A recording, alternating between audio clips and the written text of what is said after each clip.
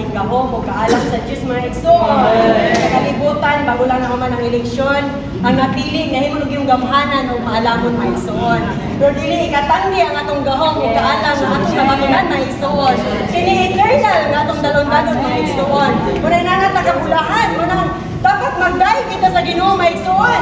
Sa naglingkod ko na kayong mga usahay manggod, makulangan kita sa atong pagpahimulos niya sa Ginoo.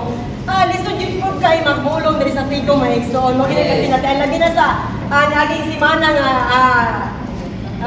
ang ako'y gibate, oo, muna nga nakulangan ko sa enjoyment ako sa Ginoo, pero salamat sa Ginoo! Kung iso lang ta niya mga igsoon. Sister, mo switch on kita mga igsoon.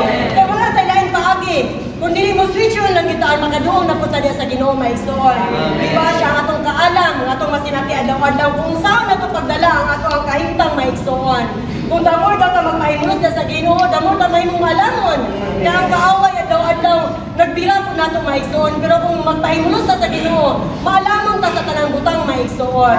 Lord Jesus, ang gahom di ay mo ang kahimuan, o nga magahimo ta sa tanang butang. Muna giingon sa Filipos 4:17, magahimo ko sa tanang butang diyan niya nga nagahom nako.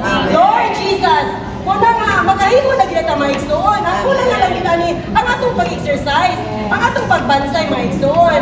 Kaya usahay manggod mo talo manggod ta. Isang Kristohano na ta, nakabato na ta ni Kristo nga nata sa atong sulod, makatalaw man ta adlaw-adlaw maigsoon. Muna kinahanglan i-claim ginato. Atong gikoptan nga makahimo ta sa tanang butang kay naa si Kristo nagubana ko adlaw